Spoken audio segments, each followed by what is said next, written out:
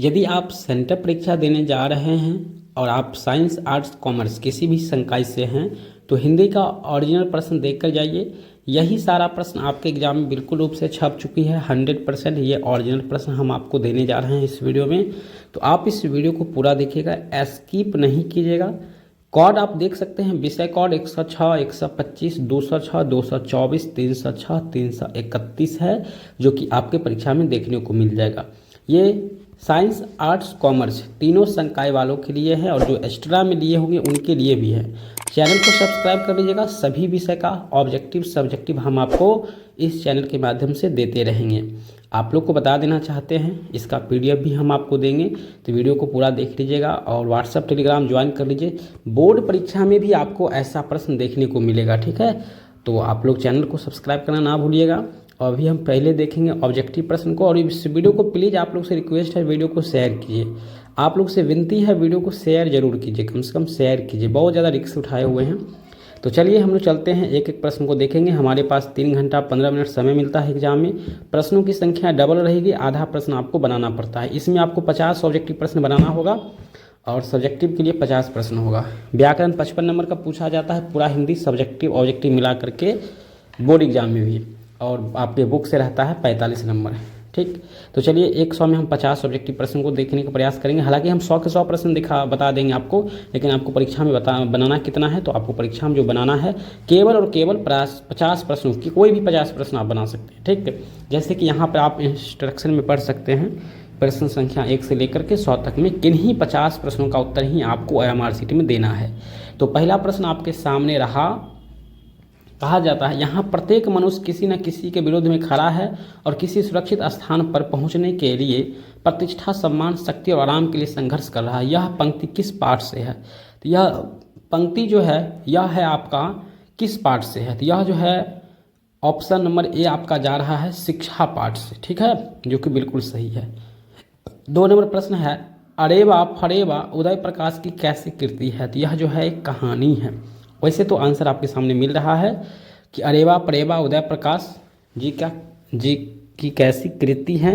यह जो कृति है आपका कहानी है, स्टोरी है। तीसरा प्रश्न है, उसने कहा था शीर्षक कहानी में किस शहर का चित्रण है?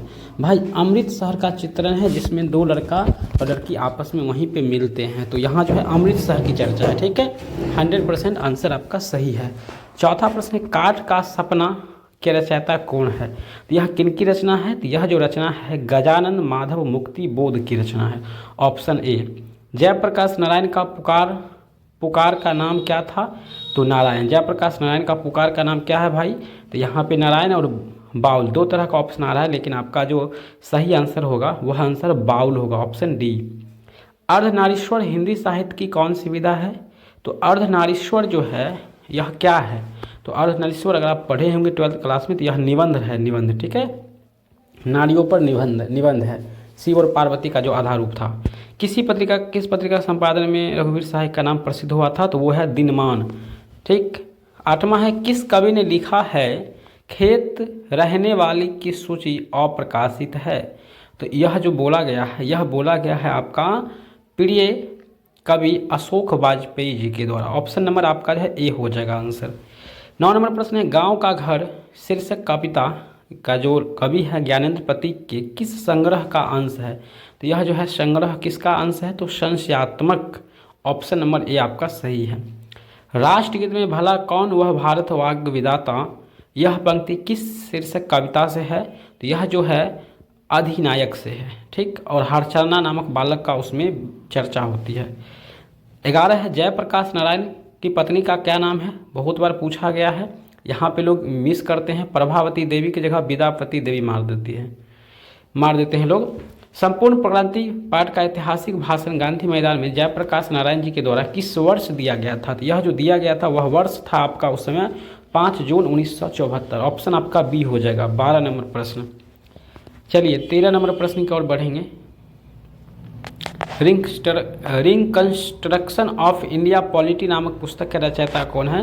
तो यहाँ पर आपका आंसर जो हो जाएगा वो हो जाएगा आपका जयप्रकाश नारायण। रामधारी सिंह दिनकर के माता पिता का क्या नाम था?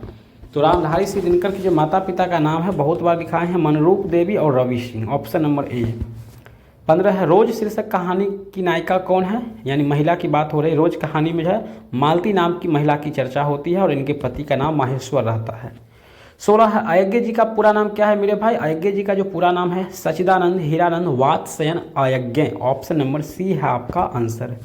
भगत सिंह के पिता कितनी बार जेल गए थे। भगत सिंह के जो पिता थे वो कितने बार जेल गए थे, तो ध्यान रखिएगा अनेकों बार जेल गए थे वो, ठीक है।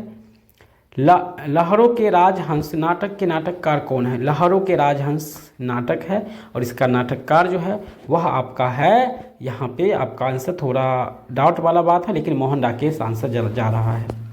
सिपाही की माँ शीर्षक पाठ हिंदी साहित्य की कौन सी विधा है मेरे भाई। सिपाही की माँ शीर्षक पाठ हिंदी साहित्य की विधा जो है वो एकांकी है। 20 नंबर है मोहन राकेश का जन्म किस वर्ष होता है भाई। तो मोहन राकेश का जो जन्म होता है वह जन्म होता है 8 जनवरी 1925 ईस्वी को होता है। आंसर आपको ए ऑप्शन ध्यान रखना है। करवक जायसी की किस रचना से लिया गया है। तो यह जो है करवक जी की किस रचना से लिया गया है, तो वो है पाद्मावत, ऑप्शन सी। 22 है जायसी किस शाखा के कवि हैं। जायसी देखिएगा आंख से आंख उनके पास नहीं था और ये प्रेम मार्गी कवि हैं, ठीक। सूरदास किस भक्ति धारा के कवि थे मेरे भाई। सूरदास जो हैं ये किस भक्ति धारा के कवि हैं, तो ये कृष्ण भक्ति धारा के कवि हैं। Option C is the correct answer. 24 प्रश्न है सूरदास के पद उनकी किस पुस्तक से लिया गया है मेरे भाई। सूरदास के पद उनकी किस पुस्तक से, तो सूर सागर से लिया गया है। तुलसीदास का मूल नाम क्या है मेरे भाई। राम बोला। तुलसीदास का जो मूल नाम है वो राम बोला है। ध्यान रखिएगा बहुत भी यह प्रश्न है बोर्ड एग्जाम 25 के लिए भी। तुलसीदास के पति का क्या नाम था, तो तुलसीदास के पति का नाम रत्नावली हो जाएगा। प्लीज़ आप लोग से रिक्वेस्ट है वीडियो को शेयर सब्सक्राइब सभी लोग जरूर करेंगे। सभी भाई बहनों से यह विनती है, यह रिक्वेस्ट है, बारंबार रिक्वेस्ट है, हर बार रिक्वेस्ट है, हरदम रिक्वेस्ट है। तो तुलसीदास की पत्नी का नाम है रत्नावली। ऑप्शन ए आपका यहाँ पे हो जाएगा बिल्कुल रूप से सही। नाभादास की दीक्षा गुरु कौन थे भाई। नाभादास के 2 गुरु थे, दीक्षा गुरु और एक थे शिक्षा गुरु। तो यहाँ पर जो दीक्षा गुरु है स्वामी अग्रदास और रामानंद थे शिक्षा गुरु। 28 है भक्तमाल के रचनाकार कौन है मेरे भैया। भक्तमाल के जो रचनाकार हैं वो है आपका नाभादास। ऑप्शन हो जाएगा सी। शिवाजी के पुत्र का क्या नाम था भाई। शिवाजी के जो पुत्र का नाम था वो क्या नाम था, तो उनके बीराजी नाम था, यहाँ पे साहू जी। ऑप्शन हो जाएगा ए।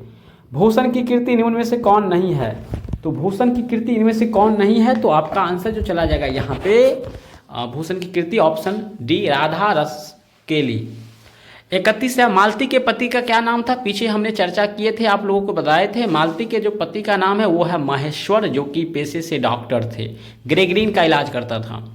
जयशंकर प्रसाद किस वाद के कवि हैं, तो ये किस वाद के कवि हैं, तो यहाँ पे 4 वाद है जिसमें से छायावाद आपका करेक्ट आंसर होता है। 33 प्रश्न है प्रगीत और समाज शीर्षक निबंध किस पुस्तक से लिया गया है मेरे भाई। प्रगीत और समाज शीर्षक निबंध किस पुस्तक से लिया गया है, तो यह जो पुस्तक से लिया गया है उस पुस्तक का नाम आपका हो जाता है वाद विवाद संवाद। Option A. प्लीज सब्सक्राइब करना ना भूलिएगा, चैनल को लाइक कीजिएगा, वीडियो को लाइक कीजिएगा, आगे शेयर कीजिएगा। जूठन का जो लेखक हो जाएगा यहाँ पे ओम प्रकाश वाल्मीकि। फिर से उसी चैप्टर से क्वेश्चन है ओम प्रकाश वाल्मीकि के माता पिता का क्या नाम है मेरे भाई। माता पिता का जो नाम है वह नाम आपको याद रखना है मुकुंदी देवी और छोटन लाल। ऑप्शन आपका ए हो जाता है। 36 है शिक्षा शीर्षक निबंध के निबंधकार का नाम क्या है मेरे भाई। शिक्षा शीर्षक निबंध के निबंधकार है जय कृष्णा मूर्ति। जो अंतिम पाठ है गद्य खंड का। जयशंकर प्रसाद की नाट्य कृति निम्न में से कौन सा है, कौन है, तो यहाँ पर कौन सा हो जाएगा, तो आषाढ़ का दिन, कोणार्क, ध्रुव स्वामिनी, लहरों का राजहंस। तो भैया आपका आंसर जो है ध्रुव स्वामिनी हो जाएगा। सुभद्रा कुमारी चौहान की कविता जो पुत्र वियोग है का केंद्रीय प्रमुख प्रेरणा क्या है, यानी वो पाठ जो है क्या बताता है। यथार्थनिष्ठ राष्ट्रीय का भावधारा ही इसका आंसर हो जाएगा। 39 नंबर प्रश्न है आपका कवयित्री सुभद्रा कुमारी चौहान को असहाय और विवश क्यों कहती है। कवयित्री सुभद्रा कुमारी चौहान को स्वयं को असहाय और विवश क्यों कहती है, क्योंकि उनका पुत्र मर जाता है और उसी के वियोग के कारण वो अपने आप को असहाय मानती है। सुभद्रा कुमारी चौहान के प्रतिनिधि कविता संग्रह का नाम क्या है, तो उसका कविता का जो नाम है संग्रह, कविता संग्रह का एक संग्रह है जहाँ पे कविता है, उसका नाम है मुकुल। किस कवि ने सील खड़िया चौक शब्दों का प्रयोग किया? बहुत अच्छा प्रश्न है। तो यहाँ पर हो जाएगा आपका खड़िया चौक का जो उपयोग किया है, उन्होंने कौन सा उपयोग किया है? तो आंसर आपका शमशेर बहादुर सिंह हो जाता है। ठीक है। हिंदी के एडिशन किस लेखक को कहा जाता है? तो बिल्कुल रूप से याद रखिएगा, बटर बटर मत कीजिए, बातचीत पाठ का लेखक हो जाएगा बाल कृष्ण भट्ट। प्यारे नन्हे बेटे को शीर्षक कविता में लोहा किसका प्रतीक है? मेरे भाई लोहा जो प्रतीक है बहुत अच्छा है। यहाँ पे लोहा जो प्रतीक माना गया है ना, यहाँ पर मेहनत कश लोगों से माना गया है, और मेहनत कश लोग जो है वो कर्मयोगी कर्म वाले होते हैं। 44 प्रश्न, हार जीत कैसी रचना है मेरे भैया? हार जीत यह जो है एक कविता है ये। ठीक है, तो गद्य कविता है। ठीक है। चलिए, नदी के द्वीप के रचनाकार कौन है? नदी की द्वीप के रचनाकार कौन है? बार बार हम लिखाए हैं क्लास में, कई बार क्लास हुआ है हम लोग का, तो वहाँ पे अयज्ञ जी बोलते थे। ठीक। सूरदास के पद में कौन भाव है? भाई आपको 50 प्रश्न बनाना पड़ेगा हिंदी से। तो सूरदास के पद में कौन भाव है? तो भाई यहाँ पे वात्सल्य भाव हो जाएगा, श्रृंगार भाव लग रहा था, हमने टिक कर लिया था। नामवर सिंह के गुरु कौन है मेरे भाई? तो नामवर सिंह के जो गुरु थे हजारी प्रसाद द्विवेदी, नाग नागेंद्र, तो हजारी प्रसाद द्विवेदी हो जाएगा। ठीक है, बहुत अच्छा प्रश्न है। इनसे ये ना कराओ भूखे रह लेंगे, इन्हें इस गंदगी में ना घसीटो, यह कथन किसका है? बड़ा ही रोचक है, यह भाभी का है। ठीक है। त्रिक्ष कहानी किस नाम से जानी जाती है? त्रिक्ष जो कहानी है इसको जानी जाती है किस नाम से? तो फैंटेसी, नई कहानी, जादुई यथार्थ। यहाँ पर जो है जादुई यथार्थ माना जाता है। प्यारी बेटियां से पूछूंगा, बतलाओ आसपास कहाँ कहाँ लोहा है, यह पंक्ति किस कविता से है? तो एकदम रखिएगा याद, विनोद कुमार शुक्ल वाले, और यहाँ पे हो जाएगा प्यारे नन्हे बेटे को। तो बेटियां की चर्चा हो रही है और बेटे वाला आंसर आपको मारना है, ये बात आपको ध्यान में रखना है। 50 प्रश्नों का हमको उत्तर देना है ऑब्जेक्टिव में, और हमने 50 प्रश्न बता दिया है, लेकिन आपको हम बताएंगे 100 का 100 प्रश्न। बने रहिएगा, चैनल को सब्सक्राइब कर लीजिएगा, आगे भी हम प्रश्न बताएंगे जो आपकी बोर्ड परीक्षा 25 के लिए भी काफ़ी मददगार होगा। पंचायती राज में क्या खो गया? तो पंचायती राज में जो है क्या खो जाने का डर था? तो वो है पंच परमेश्वर। आपका आंसर कहाँ की ओर जाएगा? तो ऑप्शन आपका डी की ओर चला जाएगा, ऑप्शन डी। 52 नंबर प्रश्न है, सो जा बच्ची सो जा, सो जा बच्ची सो जा, यह लोरी किस शीर्षक पाठ से ली गई है? तो यह जो है पंक्ति, यह जो है लोरियां है, बच्चे को सुनाया जाता है, पेशागी पाठ से लिया गया है। ठीक है। कुछ प्रश्न 11 से निकाला गया है।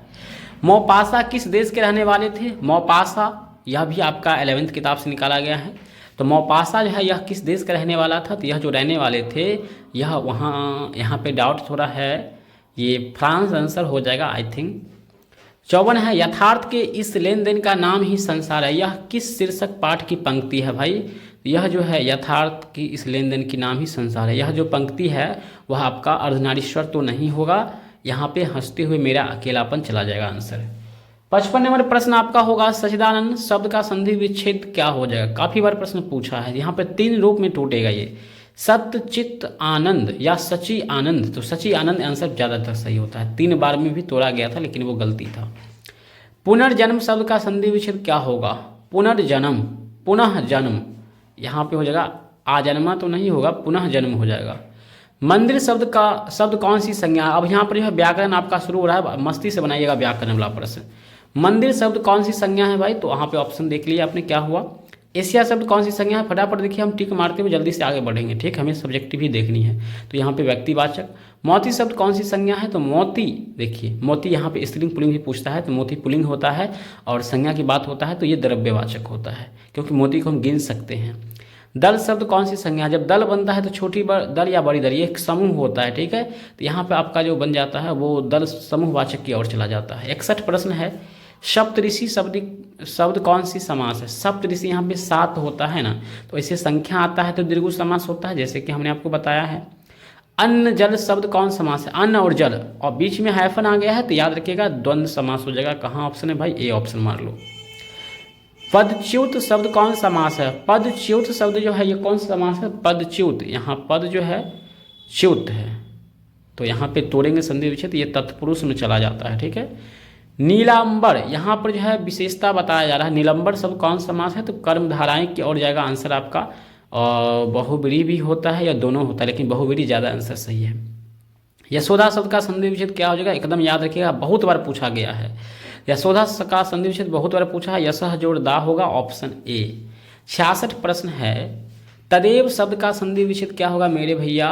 तदेव शब्द का जो संधि विच्छेद होगा मेरे भाई, आपका क्या हो जाएगा? तत्व जोड़ एव हो जाएगा, ऑप्शन डी।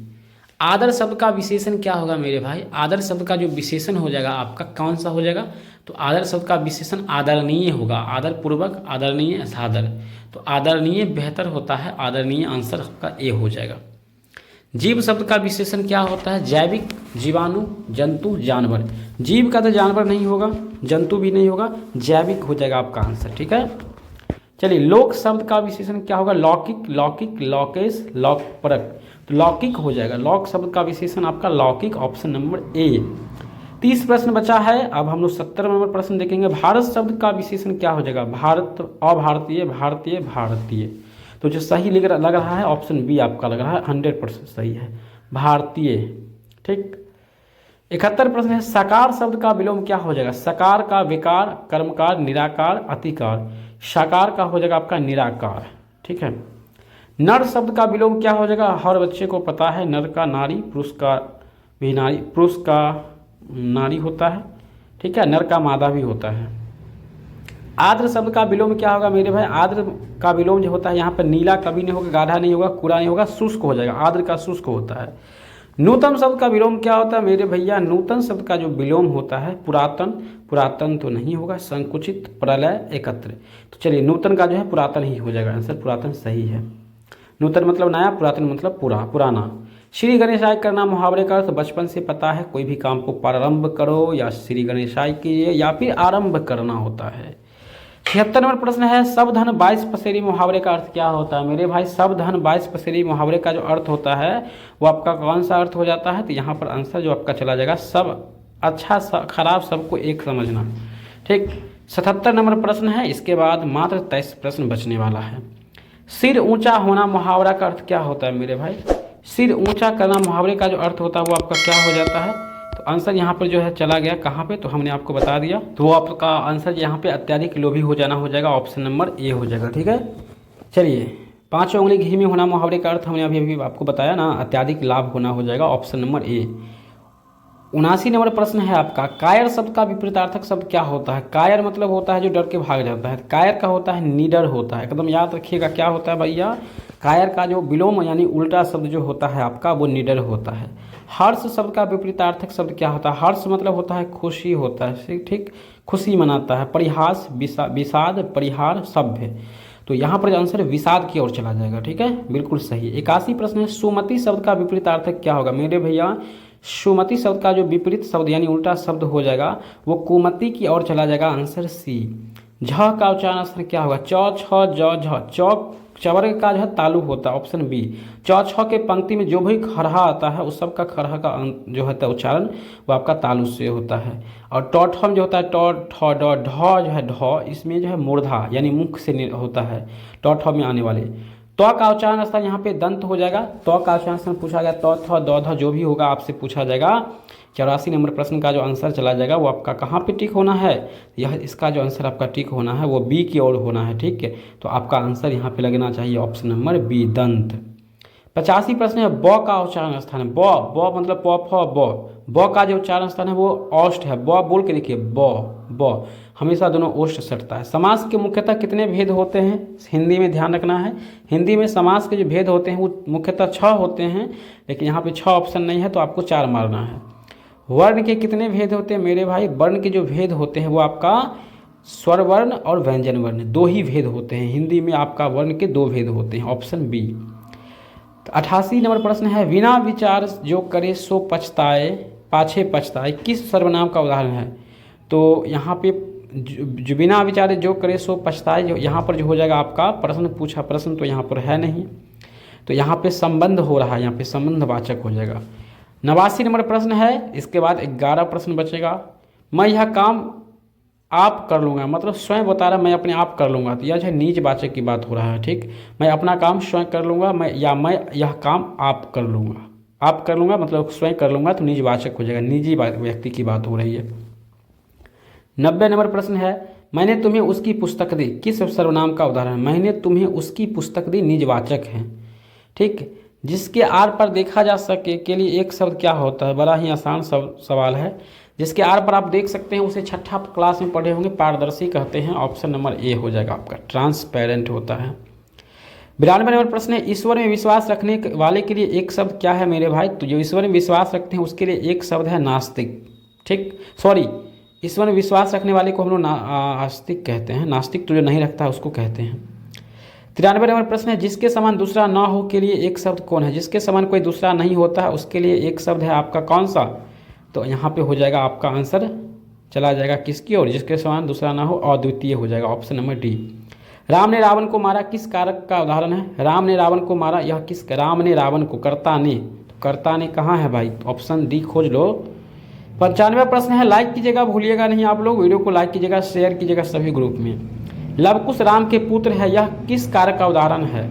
राम के पुत्र है, कर्ता ने कर्म को करण से संप्रदान के लिए, तो संबंध काके की, संबंध कारक। गणेश बड़े जोरों से रोता हुआ जा रहा था, कौन पदबंध है? यहाँ पे पदबंध खोजना है। तो गणेश बड़े जोर से रोता हुआ जा रहा था, तो यहाँ पर जो आंसर आपका चला जाएगा कहाँ चला? क्रिया विशेषण पदबंध हो जाएगा, ऑप्शन ए। हमारे महाविद्यालय के प्रधानाचार्य आ रहे हैं, कौन पदबंध है? तो प्रधानाचार्य आ रहे हैं, ये कैसा पदबंध है? विशेषण पदबंध, सर्वनाम पदबंध, क्रिया पदबंध या संज्ञा पदबंध? यहाँ पर विशेषण की बात हो रहा है। अनुन्य शब्द का लिंग क्या हो जाएगा? देखिए अनुन्य कौन सा शब्द है, स्त्रीलिंग है या पुल्लिंग है, ये बात आपसे पूछा गया है। ठीक है, तो अनुन्य जो शब्द है ये आपका पुल्लिंग हो जाएगा। चलिए अंतिम सेकंड क्वेश्चन हम लोग देखेंगे, एकता शब्द कौन लिंग है? मेरे भैया एकता जो शब्द है यह कौन सा लिंग है? यानी स्त्रीलिंग है या पुल्लिंग है या फिर उभयलिंग है? तो यहाँ पर स्त्रीलिंग हो जाएगा। अंतिम प्रश्न होगा हिंदी के लिए, लड़की घर जाती है किस वाक्य का उदाहरण है? लड़की घर जाती है, यहाँ प्रश्न पूछा नहीं जा रहा है, यह सरल वाक्य है, बिल्कुल आसान है। ठीक, तो भाई हमने आपको 100 के 100 ऑब्जेक्टिव प्रश्न बता दिया है। प्लीज़ भाई बहन चैनल को सब्सक्राइब कीजिएगा, वीडियो को शेयर कीजिएगा, वीडियो को लाइक कीजिएगा और इस वीडियो को लगभग सभी ग्रुप में शेयर कीजिए, फेसबुक पर शेयर कीजिए, स्टेटस लगाइए ताकि सभी लोग आ जाए और थोड़ा सा मोटिवेट हो जाए। और हम आपको अगला विषय आपका कौन सा एग्जाम है आप कमेंट कीजिए, हम उस विषय का देने के लिए आ जाते हैं। बाकी आप लोग चैनल के अंदर जाके चेक कीजिएगा, धीरे धीरे हम सब विषय को वहाँ पर दे दिए हैं, तो आपको सब विषय वहाँ पर मिल जाएगा। सब्जेक्टिव प्रश्न देखेंगे, यहाँ पर सब्जेक्टिव प्रश्न यहाँ पर आपको मिल गया है, इसका आंसर हम लोग देख लेते हैं। तो यहाँ पे सब्जेक्टिव प्रश्न ऊपर से अगर पढ़ेंगे तो यहाँ पे सब्जेक्टिव प्रश्न, यहाँ तो 100 तो क्वेश्चन हो ही गया है, तो हम लोग फिर ऊपर क्यों आ गए भाई? चलो नीचे चलते हैं, सब्जेक्टिव प्रश्न की ओर बढ़ते हैं। तो सब्जेक्टिव प्रश्न है, यहाँ पर है निबंध लिखना है किसी एक पर आपको। ठीक, तो किसी एक पर निबंध लिखना है, तो हमने किसी एक पर निबंध नीचे लिख दिया है और लिख करके रख लिया है, जो आपको हम देने वाले हैं। और इसका PDF आपको गूगल पे मिल जाएगा, madhavanc.com वेबसाइट को ओपन कीजिए, BSV गुरुजी MNC क्लासेस, फिर आपको वहाँ पे मिल जाएगा, आराम से आप लोग उसको ले लीजिएगा, पढ़ लीजिएगा। ठीक है, तो चलिए आप वैसे आप किसी एक पर भी लिख सकते हैं निबंध, दिक्कत नहीं है। और कुछ प्रश्न है जिसका आंसर हम आपको दे दिए हैं नीचे, तो बायोलॉजी वोलॉजी जो भी होगा आपका सब विषय का मिल जाएगा। आप वेबसाइट पर, आप लोग वेबसाइट पर जाइए, ढूंढिए, मिल जाएगा। ठीक है, सर्च कीजिएगा BSV गुरुजी MNC क्लासेस या सीधे MNC क्लासेस, वैसे वेबसाइट लिंक डिस्क्रिप्शन में, वहाँ पर भी चेक कर लीजिएगा। यहाँ पर है, प्रत्येक पत्नी अपनी पति को बहुत कुछ उसी दृष्टि से देखती है जिस दृष्टि से लता अपने वृक्ष को देखती है, इसका व्याख्या करना है आपको। कितने क्रूर समाज में रह रहे हैं हम, जहाँ श्रम का कोई मोल ही नहीं है बल्कि निर्धनता को बरकरार रखने का एक षड्यंत्र ही था यह सच। जादू टूटता हुआ उस उषा का सूर्योदय से है, आसमीय लाल किरणों से अंधकार चीरता हुआ मित्र का शोरघत। ये सारा प्रश्न है आपका।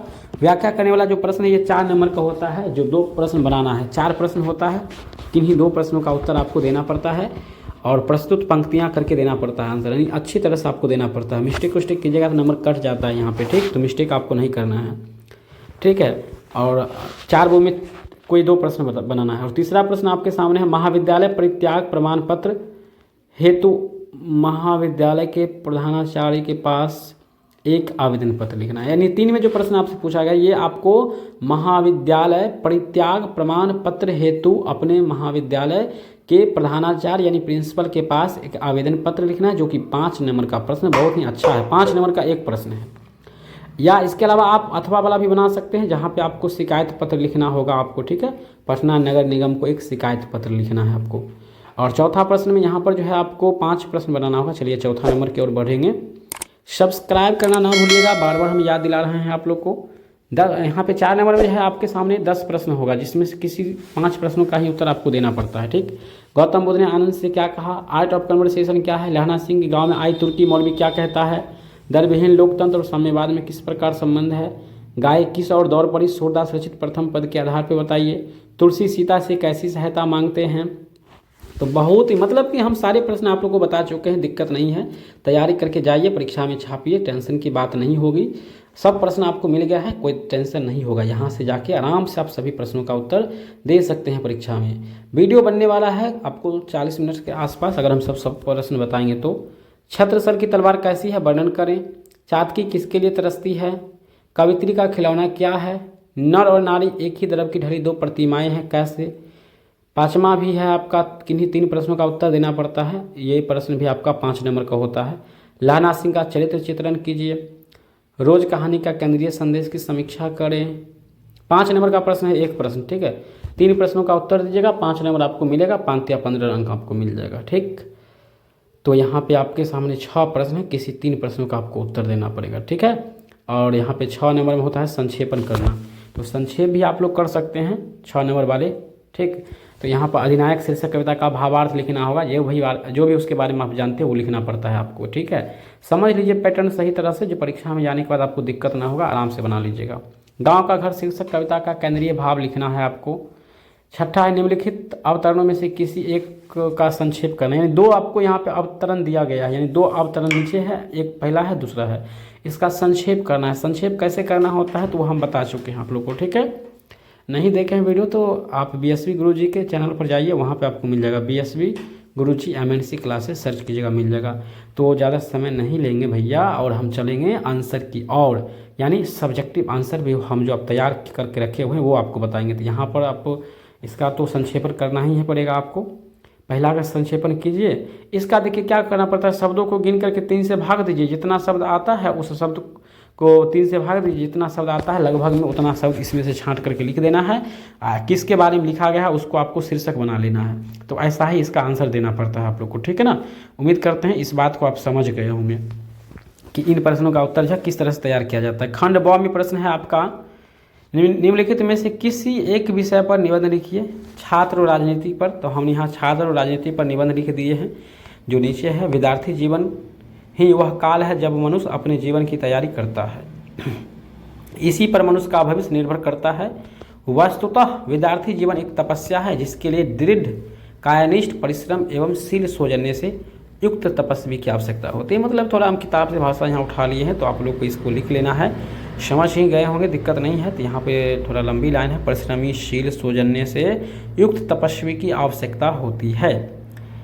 आज का जीवन, यहाँ पे क्या है, आज का जीवन इतना संघर्षमय और जटिल हो गया है कि कोई भी मनुष्य चाहकर भी अपने को जीवन संघर्ष और जटिलताओं से परे नहीं रख सकता। अतएव विद्यार्थी वर्ग के लिए भी यह अत्यंत कठिन हो गया है कि वह अपने जीवन को संघर्ष करे।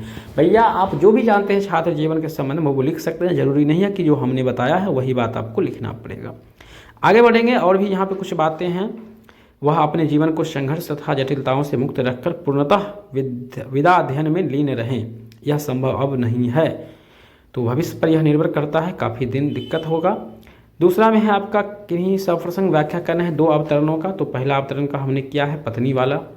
इस प्रसंग के माध्यम से कवि कहता है कि स्त्री को इतना कोमल और कमज़ोर बना दिया गया है कि वह पूरी तरह से, यहाँ पे बढ़िया समझिएगा, दूसरा का पहला का आंसर है कि महिला सबको इतना कमज़ोर बना दिया गया है कि वह इतना कोमल और कमज़ोर हो गई है कि वह पूरी तरह से पुरुष पर निर्भर हो गई है। मतलब कि पूरी तरह से पुरुष के ऊपर निर्भर हो गई है। जैसे वृक्ष के नीचे उसकी लता होती है, उसी तरह पत्नी भी पुरुष के अधीन होती है, वह पुरुष के अधीन है। और इसलिए स्त्री का अस्तित्व जो है आगे चल के किस में, संकट में है। स्त्रियों के ऊपर संकट मंडरा रही है, ठीक है। तो आंसर आपका कहाँ हो जाएगा भाई, तो ये पूरा का पूरा आंसर लिख दीजिएगा। वैसे प्रस्तुत पंक्तियाँ लिखिएगा, कहाँ से ली गई है वो बात आपको लिखना पड़ेगा, ठीक है ना। तो उम्मीद है कि इस बात को आप समझ रहे होंगे। कितने, अब यहाँ 2 नंबर है, दूसरा का दूसरा, कितने क्रूर समाज में रह रहे हैं हम, जहाँ श्रम का कोई मोल नहीं है, न ही बल्कि निर्धनता को बरकरार रखने का एक षड्यंत्र है, ही था ग्रह सब। देखिए इसमें प्रस्तुत पंक्ति के माध्यम से कवि कहना चाह रहे हैं कि कितने क्रूर समाज में रह रहे हैं हम, जहाँ श्रम का कोई मोल ही नहीं है बल्कि निर्धनता को बरकरार रखने का एक षड्यंत्र है, ग्रह सब है। यह पंक्तियाँ दलित आंदोलन के नामवर लेखक ओम प्रकाश वाल्मीकि द्वारा लिखे गए उपन्यास जूठन से ली गई है। इस पंक्ति के जरिए लेखक ने समाज की विदुप्ताओं को कटाक्ष किया, यानी उसको दूर करने के लिए उसका आलोचना किए हैं इन्होंने। ठीक है, तो 2 नंबर में व्याख्या करने वाला में आपको जो है 2 ही प्रश्न का आंसर देना चाहिए। ठीक है, अब है यहाँ पे आवेदन पत्र की बात है, तो हमने आवेदन पत्र भी नीचे लिख दिया है। तो आवेदन पत्र तो भाई सबका अपना अपना ढंग होता है, लिखने का तरीका होता है, लेकिन मेन बात जो है ऊपर हेडलाइन जो था वो हेडलाइन हम थोड़ा लिख दिए हैं, जिसको आप लोग थोड़ा पढ़ लीजिए। यहाँ पे सेवा में श्रीमान प्राचार्य महाविद्यालय का नाम आपको देना है, पता देना है। तो मेन बात है ये आपको देना है, सेवा में आगे आपको लिखिएगा सिर्फ फिर अपना श्रीमान प्राचार्य महोदय, जहाँ भी विद्यालय है वो विद्यालय का नाम पता देना है। और इतना करने के बाद जो भी सविनय निवेदन होता है ये सारी बात जो है आपको लिखना पड़ेगा। तो एक लिखा हुआ चीज़ हम आगे आपको दे देते हैं, देख लीजिए एक बार। यहाँ पर विषय विद्यालय परित्याग प्रमाण पत्र के रूप में है, तो थोड़ा सा इसको भी देख सकते हैं। हालांकि आप अपने मन से लिखिएगा आवेदन, थोड़ा सा यहाँ से हिंट ले लीजिए, लेकिन आवेदन पत्र आपको खुद से लिखना है। ठीक, खुद का भाषा यूज कीजिएगा तो बेहतर होगा, और यह आपके लिए ही कह रहे हैं, किसी प्रकार के हम यहाँ पे भेदभाव नहीं करते हैं। तो 5-7 मिनट का और वीडियो बनने वाला है, सभी प्रश्न हम इसमें आपको बता देंगे, सभी प्रश्न आ जाएगा।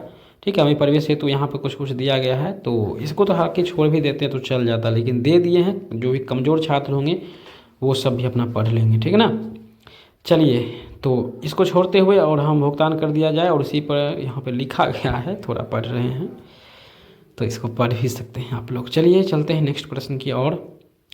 अतः आपसे आग्रह है कि परित्याग प्रमाण पत्र देने की कृपा करें, जिसके लिए मैं आपका सदा आभारी रहूँगा, ऐसा लास्ट में आपको लिखना है। और फिर लास्ट में जो डिजाइन बना के फूल तूल बनाना होता है ना, नाम तम लिखना होता है, वो भी आपको देना है। कैसे देना है, तो यहाँ पे चलिए डिजाइन बना लीजिए आप। ठीक है, और ऐसे यहाँ पर आपका आज्ञाकारी नाम, रोल नंबर, महाविद्यालय का नाम, पता, सारे बात लिख दीजिएगा। आपका अप्लीकेशन जो है 5 नंबर के लिए तैयार हो जाएगा। ठीक, तो इसी प्रकार से आपको एप्लीकेशन लिखना होगा। 5 नंबर का रहता है, छोड़िएगा नहीं तो दिक्कत हो जाएगा। 5 अंक आपसे काट लिया जाएगा अगर प्रश्न यहाँ से छूट जाता है तो, इसलिए प्रश्न को छोड़ने का थोड़ा सा भी प्रयास आप नहीं कीजिएगा। ठीक ना, चलिए चौथा है, निम्नलिखित प्रश्नों में से किन्हीं 5 प्रश्नों का आंसर देना है। तो आर्ट ऑफ कन्वर्सेशन क्या है, तो भैया इसका मतलब होता है कि बातचीत करने का एक कला है। ठीक है, तो वैसे यह जो है यूरोप के लोगों में ज़्यादा प्रचलित है, तो आंसर अपने मन से भी बना के लिख सकते हैं, दिक्कत नहीं है।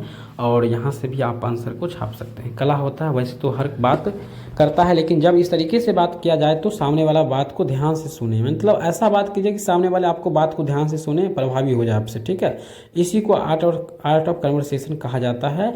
जिसको भी ऐसी कला होती है बातचीत करने की, उसी को आर्ट ऑफ कन्वर्सेशन कहते हैं। ठीक है, चौथा प्रश्न है, लहना सिंह के गाँव में आई तुर्की मौलवी क्या कहता है। लहना सिंह के गाँव में आया हुआ तुर्की मौलवी कहता है कि लहना सिंह, उत्तर होता है कि लहना सिंह के गांव में आई तुर्की मौलवी कहता था कि जर्मनी वाले बड़े पंडित हैं, वेद पढ़ कर उसमें विमान चलाने की विधा जान गए हैं। यानी जापान वाले की बात कर रहे हैं, जापान और शायद फ्रांस की युद्ध, जर्मनी का शायद युद्ध चल रहा था उस समय। ठीक है, लहना सिंह भी सेना के रूप में वहाँ पे मौजूद थे। ठीक है, और लहना सिंह के गाँव में तुर्की मौलवी आए थे बाद में। ठीक है ना, चलिए दलविहीन लोकतंत्र और साम्यवाद में किस प्रकार संबंध है। जयप्रकाश नारायण जी के द्वारा बताया गया पाठ है यह। इसमें बताए हैं कि दलविहीन और लोकतंत्र जो साम्यवाद, या आप कह सकते हैं आप मार्क्सवाद और लेनिनवाद के मूल उद्देश्यों में है। मार्क्सवाद के अनुसार समाज जैसे जैसे साम्यवाद की ओर बढ़ता जाए वैसे वैसे राज स्टेट का क्षय होता जाएगा, और अंत में एक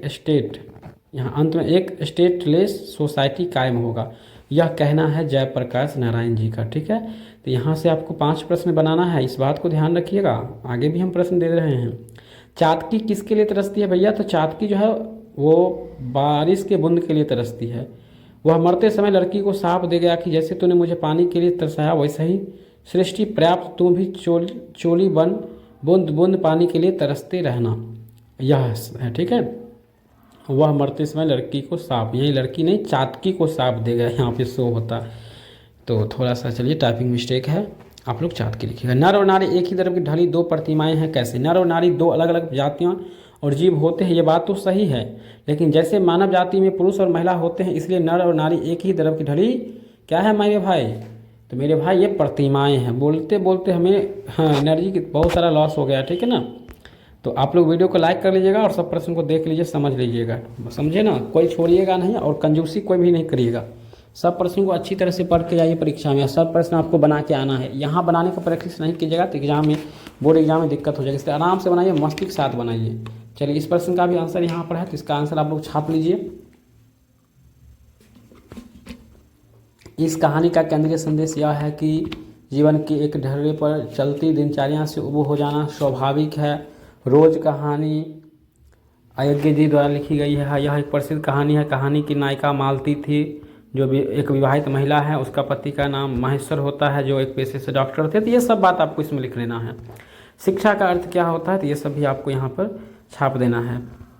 ठीक है, शिक्षा का अर्थ भी यहाँ पे समझाया गया है कि व्यापक अर्थ में शिक्षा किसी समाज में सदैव चलने वाली सदस्य सामाजिक प्रक्रिया है, जिसके द्वारा मनुष्य की जन्मजात शक्तियाँ का विकास होता है, उसके ज्ञान एवं कौशल में वृद्धि एवं व्यवहार में परिवर्तन किया जाता है। तो आराम से यहाँ से भी आपको ये सबको एकदम छाप लेना है, दिक्कत नहीं है। ठीक है, तो इसको भी छाप लीजिएगा। और नीचे आपका जो है छठा प्रश्न होगा। छठा प्रश्न में संक्षेपण करना होता है, तो किसी एक को हम दे दिए हैं। हालांकि पहले अधिनायक वाला देख लेते हैं प्रश्न। अधिनायक शीर्षक कविता का भावार्थ लिखना है। यहाँ पे देखिए 5 नंबर का 5वां प्रश्न है, अंतिम है। भावार्थ लिखना है, मतलब इसके बारे में शॉर्टकट आपको करके लिखना है। सारांश एक तरह से, भावार्थ मतलब सारांश होता है। तो आपको इसका जो है सारांश आपको लिखना पड़ता है मेरे भाई, सारांश देना पड़ता है इसका। ठीक ना, तो यहाँ पर दिया गया है, सारांश पढ़ लीजिए। आज़ादी के बाद गरीबों की दयनीय दशा सुधार क्यों नहीं आया, वह पहले भी दुखी था, आज भी दयनीय स्थिति है, ये बात कह रहे हैं। ठीक है, देश के शासक वर्ग खुशी मना रहे थे, स्वतंत्रता हुआ था, जीत के लौट रहे थे, इसलिए तो यह कि व्यंग किया गया है। इस कविता का मुख्य उद्देश्य शासक वर्ग के आचरण को दिखाना है। रघुवीर सहाय प्रयोगवादी कवि हैं ये। ठीक है, छठा है, निम्नलिखित में किसी एक का संक्षेपण आपको करना पड़ता है। तो संक्षेप आपको करना था यहाँ पर। ठीक है, शॉर्टकट लिखना है, तो हमने एक का संक्षेप कर दिया है। पहला वाला का, मनुष्य का मन सदैव गतिशील रहता है। ऐसा होता है कि विरोधियां शक्तियां जो उसे अपनी ओर खींचती है। जो मनुष्य मन की विपरीत परिस्थितियों में अपने को मजबूत से खड़ा नहीं रख सकते हैं और उस धारा के साथ बह जाते हैं, वो कभी भी उद्देश्य को पूरा नहीं कर सकेंगे। उनके लिए यहाँ पे समझेंगे। वैसे हम काफ़ी लाइन यहाँ पर लिखा गया है। ठीक है, और तेजी के साथ आंसर तैयार किए हैं तो थोड़ा सा ज़्यादा लिखा गया, लेकिन इसको गिनती करके और 3 भाग में बांटकर और 1 भाग यहाँ पर लिखना था। ठीक है ना, तो ज़्यादा हम समय नहीं लेंगे। 1 मिनट 2 मिनट का और वीडियो होने वाला है, उसके बाद हम वीडियो को एंड करेंगे। आप लोग चैनल को सब्सक्राइब करना नहीं भूलिएगा, वीडियो को शेयर करना नहीं भूलिएगा। आपके लिए, आप सभी भाई बहनों के लिए हम इसी प्रकार का वीडियो लाते रहेंगे। बोर्ड परीक्षा के लिए भी लाते रहेंगे, मैट्रिक परीक्षा के लिए भी लाते रहेंगे। तो चैनल को आप लोग सब्सक्राइब करके निश्चित रूप से रखिएगा। ठीक है ना, इस बात को समझ रहे होंगे, दिक्कत नहीं है, सब समझ रहे होंगे। चलिए, तो ये सेंटर परीक्षा का प्रश्न था आज के इस वीडियो में। तो ज़्यादा हम लंबा समय नहीं लेंगे। आप लोग से रिक्वेस्ट है, चैनल को सब्सक्राइब कर लीजिएगा, वीडियो को लाइक कर लीजिएगा और वेबसाइट पर जाइए, वहाँ पे आपको प्रश्न मिल जाएगा, PDF सब कुछ मिल जाएगा। ठीक है, मिलते हैं नेक्स्ट वीडियो में, तब तक के लिए जय हिंद, वंदे मातरम।